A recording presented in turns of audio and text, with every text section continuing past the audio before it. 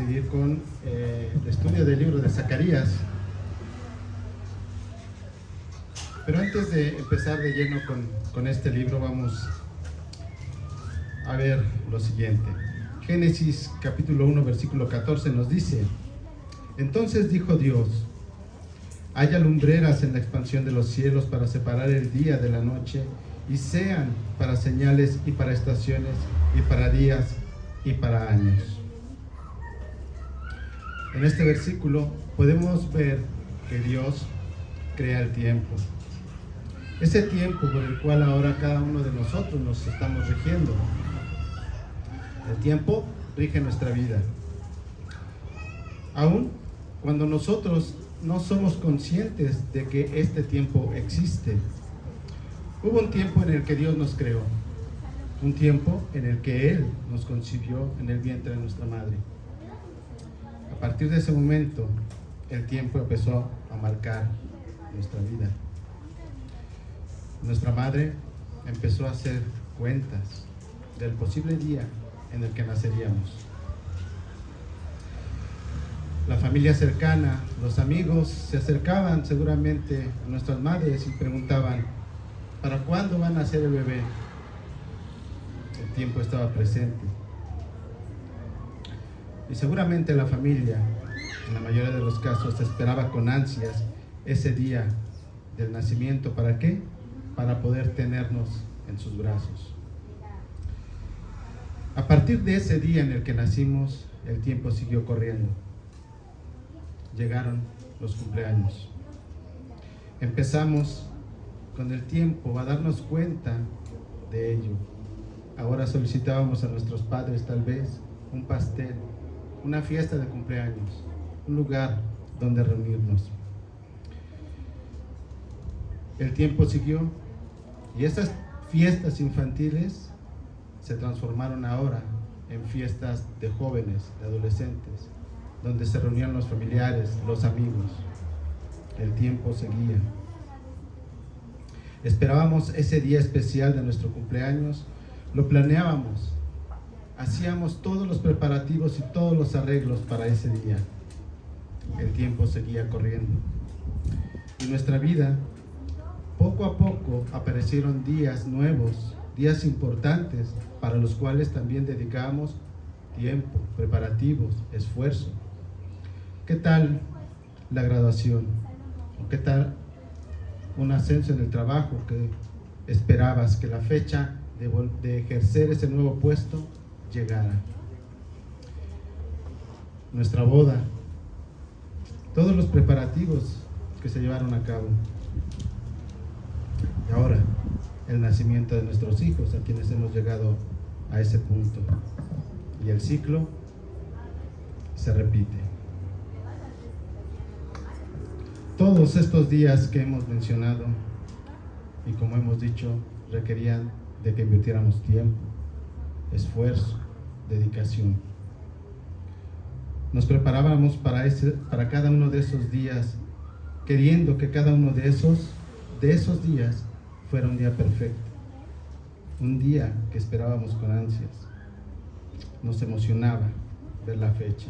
A veces el calendario se nos hacía largo para que llegara aquel día especial. Pero hay algo que seguramente, o muy pocas veces, nos hacíamos la siguiente pregunta cuando estábamos pensando en aquellos días especiales o en aquel día especial. Pero alguna vez pasó por nuestra mente, porque a veces los preparativos los hacíamos con meses de anticipación. Nos preguntábamos: ¿llegaremos a ese día? Nosotros teníamos planes, pero pocas veces nos preguntamos si llegaríamos a ese día, o el Señor nos llamaría antes, mucho antes, o el Señor regresará. Nosotros planeábamos. Acompáñenme, hermanos, por favor, a Zacarías capítulo 14, versículo 1.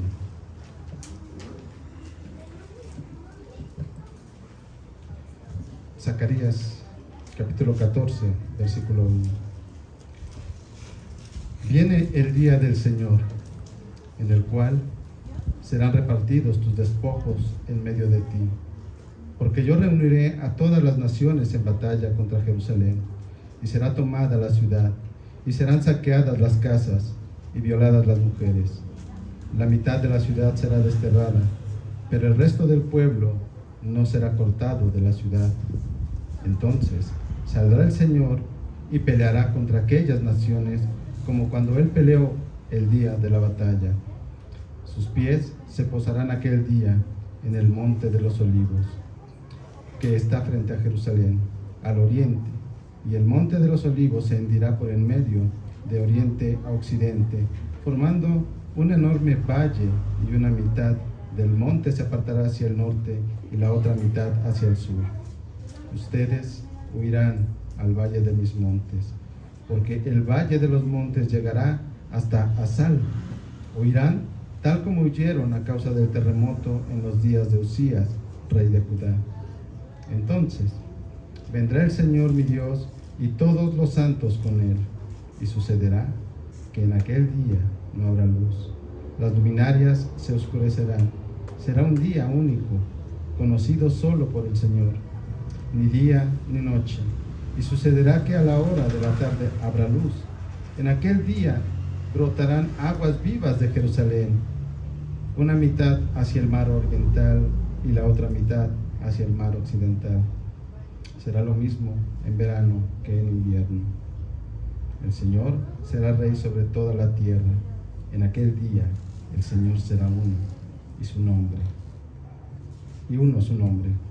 Toda la tierra se volverá como una llanura desde Gabá hasta Rimón, al sur de Jerusalén, pero ésta se levantará y será habitada en su lugar desde la puerta de Benjamín hasta el lugar de la puerta primera, hasta la puerta del ángulo, y desde la torre de Ananel hasta los lagares del rey, y habitarán en ella, y no habrá más maldición, y Jerusalén habitará en seguridad.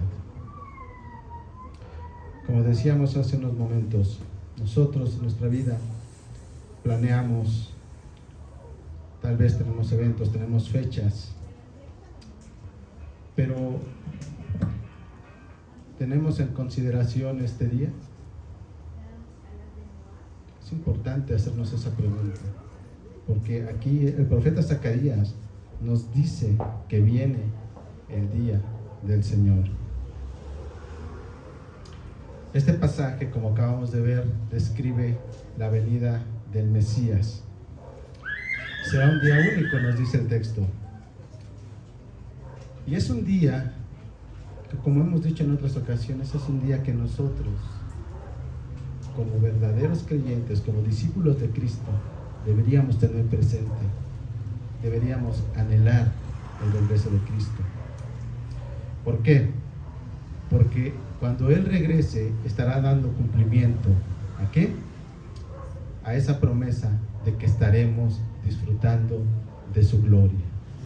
Porque para eso hemos sido creados, para estar delante de su presencia, gozándonos de esa gloria, que es algo que nosotros no podemos con nuestra mente limitada percibir, siquiera poder imaginarnos esa gloria. Entonces ese es el día que nosotros deberíamos tener presente. Todos los demás días que hemos mencionado son bendiciones de Dios. Él nos ha permitido muchos de ellos, pero el día más importante para nosotros debería de ser ese. En los primeros versículos se nos dice cómo serán las cosas previo a esa venida de nuestro Señor Jesucristo, a esa segunda venida. Las cosas no pintan muy bien, como vemos ahí. Describen la situación que está viviendo Jerusalén. Las naciones extranjeras tomarán Jerusalén y traerán destrucción y maldad. Y aquí hay varias cosas que debemos reflexionar. La maldad será tal. A lo largo de la Biblia hemos visto que se habla de los despojos cuando hay guerra. El que triunfa se queda con el botín y hay una repartición, pero normalmente todo eso es saqueado de las ciudades conquistadas y llevado a otro lugar, a las ciudades vencedoras. Aquí el texto nos dice que dentro de Jerusalén están repartiéndose los despojos. Las naciones extranjeras tienen tal certeza de que vencerán que no les importa estar dentro de la misma ciudad de Jerusalén. Están tan confiados de que han vencido. La maldad ha vencido. No tienen el menor temor de Dios. Están haciendo eso. Pero no solamente eso. No solamente lo material será lo que las naciones extranjeras se repartirán. Es tan grande la maldad que vemos que el texto nos dice que el pueblo sufrirá en carne propia toda esa maldad. Las mujeres serán violadas. Es esa maldad a la que llegaremos en aquellos días. Pero aquí muchos hacen algunas preguntas. Tal vez nos han hecho estas preguntas a nosotros. ¿Cómo es que Dios permite algo así? ¿Por qué? ¿Por qué Dios? El texto nos dice así, puntualmente, que Él ha traído a las naciones a combatir contra Jerusalén. ¿Por qué lo ha hecho? Lo primero que debemos ver aquí es que esta maldad ya ha sobrepasado todo. Es impactante ver, siquiera imaginarnos cómo está esa situación. Pero para contestar la primera pregunta, debemos recordar que la maldad es consecuencia del pecado. La maldad es consecuencia del pecado. Ese pecado que poco a poco fue alejando a las personas de Dios. Cada día que el ser humano está apartado del Señor, su corazón se va endureciendo, empieza a llevar actos que lo alejan cada vez más y más de Él. Llegan al punto en que esa conciencia queda cauterizada y no hay el menor remordimiento por esos actos. Y esa es la consecuencia a donde nos lleva el pecado. El ser humano es capaz de hacer lo inimaginable. Y es una de las cosas por las cuales nosotros debemos estar agradecidas con el Señor. ¿Por qué? Porque todo aquel que no ha sido regenerado por el Espíritu Santo, que no ha nacido de nuevo, tiene el potencial de hacer lo que acabamos de leer. Todos, ser humano, pecador, que no ha sido restaurado por la obra del Señor, tiene ese potencial. Entonces de ahí nos sacó el Señor. Ahora, ¿por qué permitió esto el Señor? Hay un porqué. Y ya lo decíamos hace un rato. El Señor siempre tiene control de absolutamente todo. Esto que estamos leyendo también está bajo su control. De hecho, lo acabamos de leer. Él trajo a las naciones a pelear contra Jerusalén. ¿Por qué? Porque en aquellos días y en aquel tiempo, cuando yo restaure el bienestar de Judá y Jerusalén, reuniré a todas las naciones y las haré bajar al valle de Josafat, y allí entraré en juicio con ellas a favor de mi pueblo y mi heredad, Israel, a quien ellas esparcieron entre las naciones y repartieron mi tierra. Joel capítulo 3 versículo 2. Entonces, el motivo por el cual está reuniendo el Señor a las naciones aquí es ¿por qué? Porque llevará a cabo su juicio. Estos versículos nos muestran que este es el propósito de Dios: hacer justicia. Nada quedará impune. Recordemos que en ese día, cuando el Señor regrese, Él vendrá ¿a qué? A llevar a cabo también su juicio. Nada quedará sin castigo. todo aquel que haya ofendido el nombre del Señor, todo aquel que haya lastimado al pueblo de Israel, sufrirá la justicia divina. Nada quedará sin castigo. La justicia será aplicada. ¿Y cómo será esto? Bueno, cuando leemos estos primeros 2 versículos del pasaje de Zacarías 14, vemos una ciudad desolada. Como decíamos, los pueblos extranjeros están ahí repartiéndose todo lo que hay de valor en la ciudad de Jerusalén. Parece que nuevamente la ciudad de Jerusalén será arrasada, que todo será destruido. Pero veamos lo que nos dice el versículo 3. Entonces saldrá el Señor y peleará contra aquellas naciones, como cuando Él peleó el día de la batalla. El Señor no desampara a su pueblo. Pero también es cierto que a lo largo de todas las Escrituras queda claro, y el Señor siempre va a dejar claro, que Él es quien lleva a su pueblo a la victoria, que de Él es la batalla, que Él es el que gana esas batallas. Él siempre va adelante. Y esta no es la excepción. Recordemos lo que veíamos la semana pasada. En semanas pasadas, en el capítulo 12, versículo 6. En aquel día haré de los jefes de familias de Judá como brasero de fuego entre leños y como antorcha ardiendo entre gavillas, y consumirán a diestra y a siniestra a todos los pueblos de alrededor, mientras que Jerusalén será habitada de nuevo en su lugar, en Jerusalén. Esto que está en el versículo 12 es lo que vendrá en este capítulo 14. Más adelante, en el versículo 8 nos dice también ahí en el capítulo 12: en aquel día el Señor defenderá a los habitantes de Jerusalén, y el débil entre ellos, aquel día será como David, y la casa de David será como Dios, como el ángel del Señor delante de ellos. Y sucederá en aquel día que me dispondré a destruir a todas las naciones que vengan contra Jerusalén. El Señor saldrá y peleará la batalla. El rey regresa a rescatar su pueblo. Él no es ajeno a todo este sufrimiento que está pasando el pueblo de Israel. Es algo que también pudimos ver en el Antiguo Testamento, en el libro de Josué, en el libro de Éxodo. Vemos cómo el Señor pelea las batallas.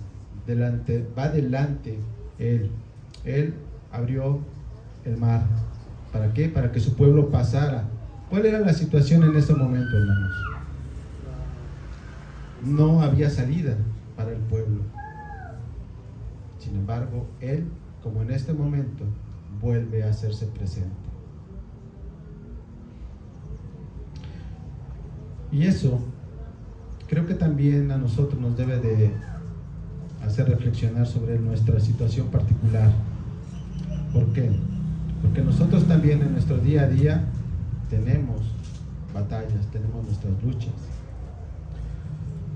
Pero nosotros sabemos que el Señor está ahí. Hay situaciones difíciles que afrontamos también nosotros. Hay a veces cosas que no sabemos cómo resolver, cómo actuar, qué decidir, qué hacer.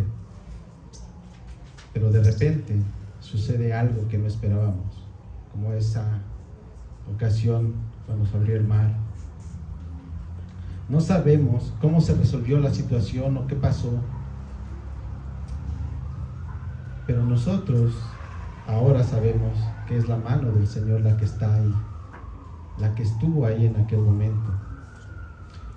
El Señor va delante también de nosotros peleando esas batallas. Él nos dio esa respuesta. Él nos mostró el camino. Él nos dio gracia tal vez con las personas. ¿Cuántas veces no hemos tenido conflictos con personas y Él obra y los aparta de nuestro camino de alguna manera. El Señor guarda a su pueblo.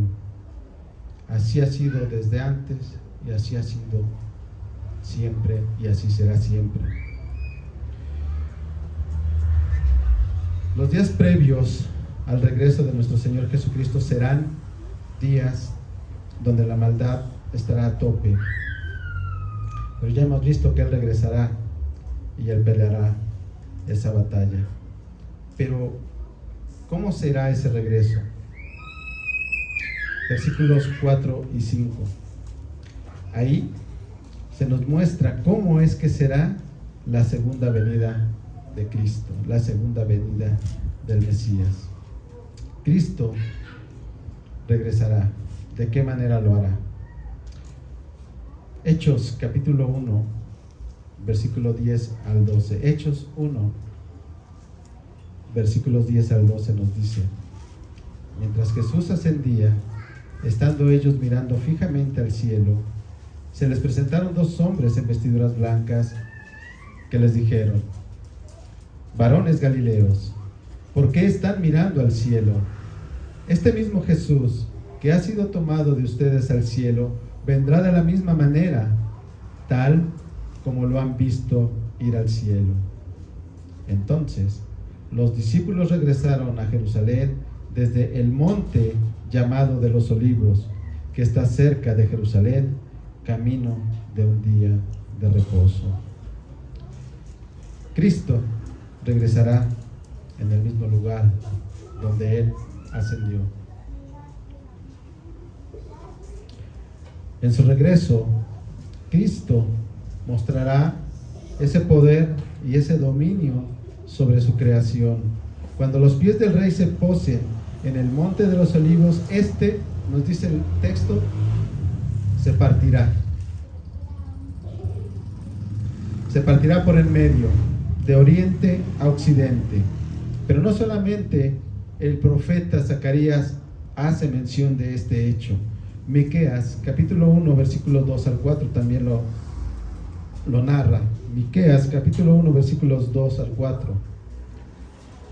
Oigan, pueblos todos, escucha tierra y cuánto hay en ti. Sea el Señor Dios testigo contra ustedes, el Señor de su santo templo, porque el Señor sale de su lugar y descenderá y caminará sobre las alturas de la tierra. Debajo de él los montes se derretirán y los valles se partirán como la cera ante el fuego, como las aguas derramadas por una pendiente. Sin lugar a duda, ese día será un día en el que todo mundo lo verá, será impactante. Su regreso no pasará desapercibido por absolutamente nadie. Veremos su poder, veremos su gloria. Apocalipsis, capítulo 6, versículos 15 al 17. Apocalipsis 6, versículos 15 al 17. Los reyes de la tierra y los grandes, los comandantes, los ricos, los poderosos y todo siervo y todo libre se escondieron en las cuevas y entre las peñas de los montes, y decían a los montes y a las peñas: caigan sobre nosotros y escóndanos de la presencia de aquel que está sentado en el trono y de la ira del Cordero, porque ha llegado el gran día de la ira de ellos, y quién podrá sostenerse. El juicio llegará, la justicia llegará en aquel día. En esa llegada de nuestro Señor será algo impactante. El lenguaje que utiliza Miqueas cuando dice que los montes se derretirán nos puede dar una idea de cómo será todo esto.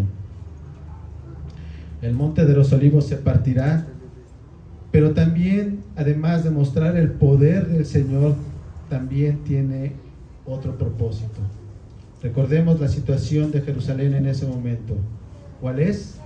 Las naciones extranjeras han invadido Jerusalén, la tienen prácticamente sitiada, la han conquistado, pero el Señor ha llegado Y cuando Él pone sus pies en el Monte de los Olivos, se genera un valle, el cual da escape, como en aquel día en Éxodo abrió el mar, hoy abre la tierra, para que el pueblo pueda escapar, para que el pueblo pueda ir y refugiarse.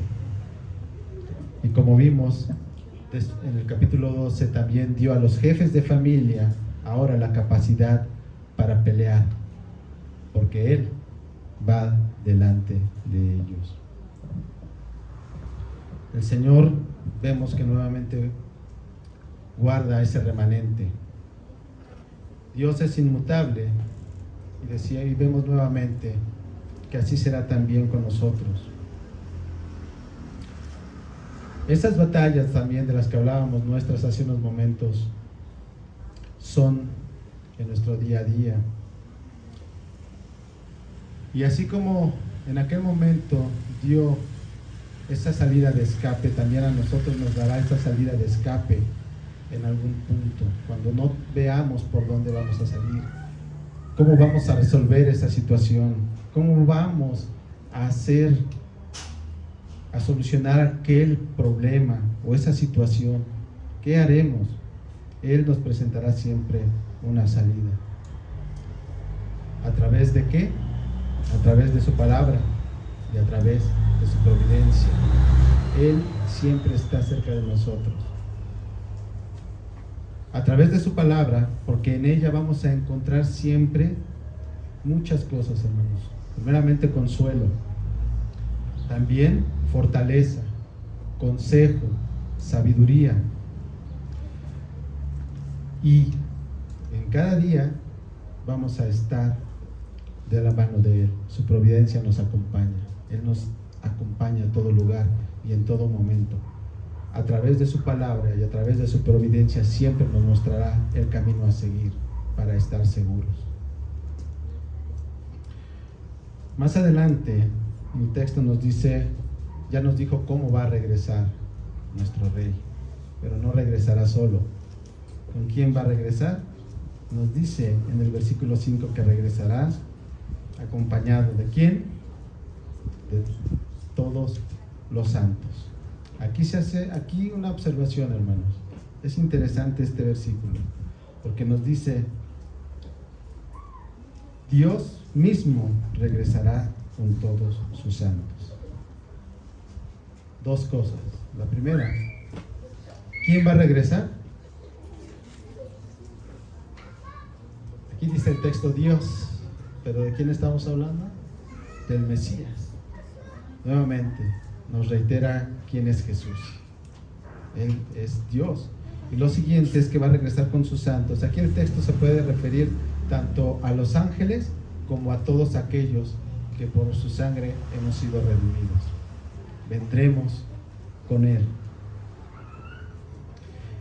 Es por eso, hermanos, que este evento es el más importante para nosotros. Ese regreso de nuestro Señor Jesucristo. Porque somos parte de ese grupo. Somos parte de aquellos que vendrán con Él. ¿Y por qué es tan importante para nosotros ese día? Porque veremos en primera fila el establecimiento de su reino, la impartición de su justicia divina. Ahí estaremos nosotros.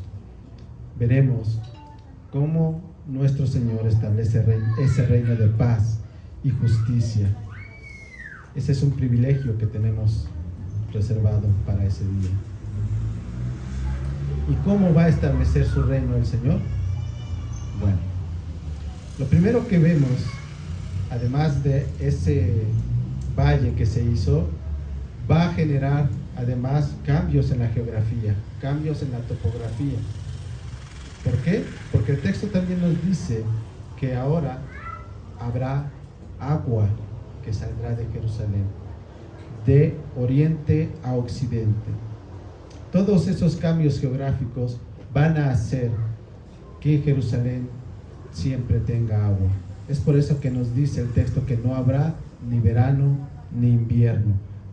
En aquella época solo había agua, obviamente, en una temporada, pero ahora va a haber agua en todo tiempo. ¿Por qué está haciendo esto el Señor? ¿Recuerdan el capítulo número 2? Probablemente, bueno, ya tiene bastante tiempo de esto, pero ahí el Señor hizo una promesa, que Él daría abundancia a Jerusalén, pero también que Él vendría a morar con ellos. Sin duda, ese día será un día muy particular, un día único, nos dice el texto. Ese día solo es conocido por el Señor.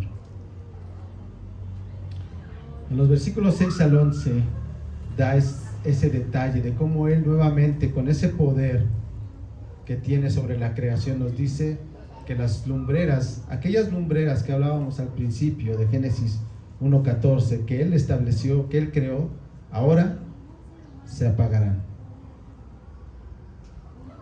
Esas lumbreras dejarán de existir, pero en ese día seguirá habiendo luz.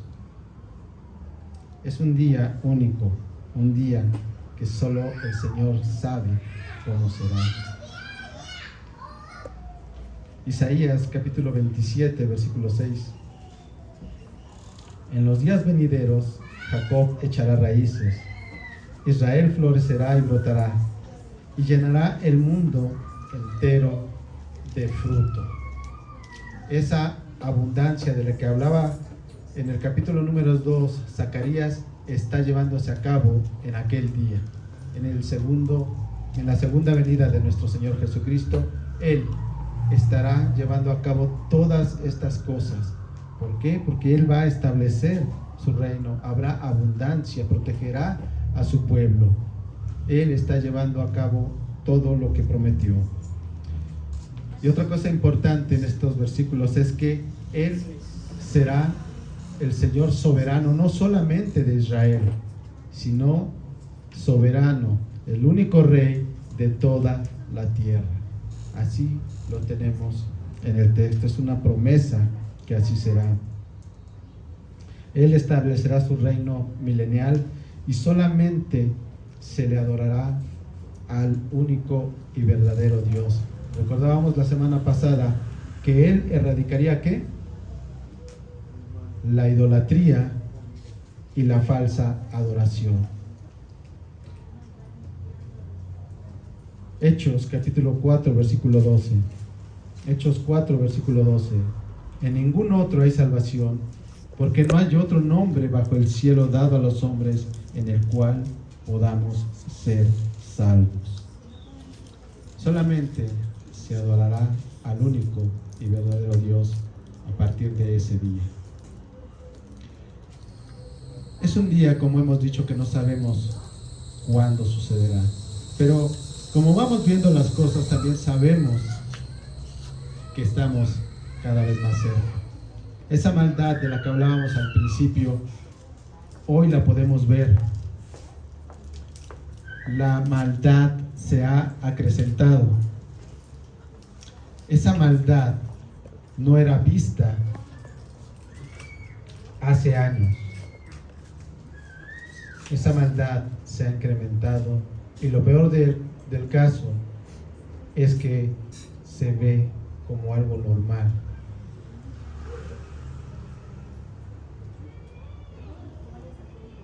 Ese día el Señor traerá su justicia. Jerusalén ahora será una ciudad habitada completamente.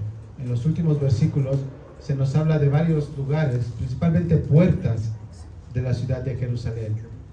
Estos lugares se mencionan porque son lugares estratégicos dentro de la ciudad. Nos hablan de posiciones al norte, de posiciones al sur, a oeste, a este y a oeste. Es decir, lo que nos quiere dar a entender el texto es que toda la ciudad de Jerusalén será habitada completamente. ¿Okay? Pero ahora será habitada y no habrá más maldición en ella. Será una ciudad segura. ¿Recuerdan también cómo nos decía en el libro de Zacarías que Él que el Señor tendría sus ojos puestos sobre la ciudad de Jerusalén, Él estará ahí, Él habitará ahí. Jerusalén conocerá la justicia permanente, acompañada de paz, reposo y seguridad. Ezequiel capítulo 37, Ezequiel 37, versículos 24 y 28. Mi siervo David será rey sobre ellos, y todos ellos tendrán un solo pastor. Andarán en mis ordenanzas y guardarán mis estatutos y los cumplirán. Habitarán en la tierra que di a mi siervo Jacob, en la cual habitaron sus padres. En ella habitarán ellos y sus hijos, y los hijos de sus hijos para siempre. Y mi siervo David será su príncipe para siempre. Haré con ellos un pacto de paz, será un pacto eterno con ellos, y los estableceré, los multiplicaré, y pondré mi santuario en medio de ellos para siempre. Mi morada estará también junto a ellos, y yo seré su Dios, y ellos serán mi pueblo, y las naciones sabrán que yo, el Señor, santifico a Israel cuando mi santuario esté en medio de ellos para siempre. Este texto, hermanos, que acabamos de leer y de profundizar un poco en él, nos lleva a la siguiente conclusión. El Señor hizo un pacto con Abraham, en el cual Él le garantizaba que de Él tendría un pueblo, el pueblo judío, la nación de Israel, que le daría una tierra. Y eso se está cumpliendo aquí. Pero además el Señor hizo otro pacto. Este lo hizo con David. A él le prometió un rey de la tribu de Judá, de su linaje. Pero también hizo un nuevo pacto. El pacto de la gracia, la esperanza y la redención espiritual, tanto de judíos como de gentiles. Y todo esto, hermanos, se cumplirá en ese día. Se cumplirá en y por medio de nuestro Señor Jesucristo. Nuevamente, no sabemos cuándo se llevará a cabo este día, cuándo será ese día, pero estamos ciertos que va a suceder. Eso es algo de lo que debemos estar completamente seguros. Ahora, acabamos de ver la segunda venida de nuestro Señor Jesucristo, cómo será. Pero si nos detenemos un momento y lo llevamos a nosotros, podemos ver que nosotros también a nivel personal hemos tenido una venida de nuestro Señor. ¿Por qué? Regresemos un poco. ¿Cuál era la situación de Jerusalén al principio del texto? Tribulación, sufrimiento. Muchas veces nosotros llegamos a los pies de Cristo, ¿por qué? Por problemas, por sufrimientos. Nuestra vida era una vida sin Dios, una vida llena de tribulaciones, una vida sin esperanza, donde lo único que experimentábamos era dolor, y ese dolor era consecuencia del pecado que nos apartaba del Señor. Pero hubo un día en el que el Rey tuvo misericordia de nosotros y vino. Y ese dolor y ese vacío que teníamos por su ausencia en nuestras vidas nos hizo doblar la rodilla delante de Él y clamar por su perdón y reconocerlo como nuestro Salvador. Él llegó a nuestra vida. En ese momento en el que pensábamos que como en aquel momento el pueblo de Jerusalén estaba prácticamente arrasado, Él llegó a nuestra vida y empezó a hacer algo en nosotros.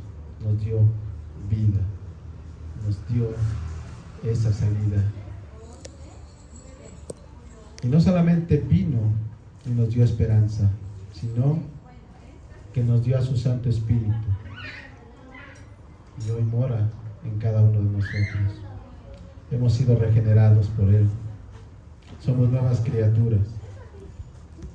Ahora estamos unidos a Cristo. Y el Rey vino a reinar en nuestra vida. El Rey vino a reinar en nuestra vida.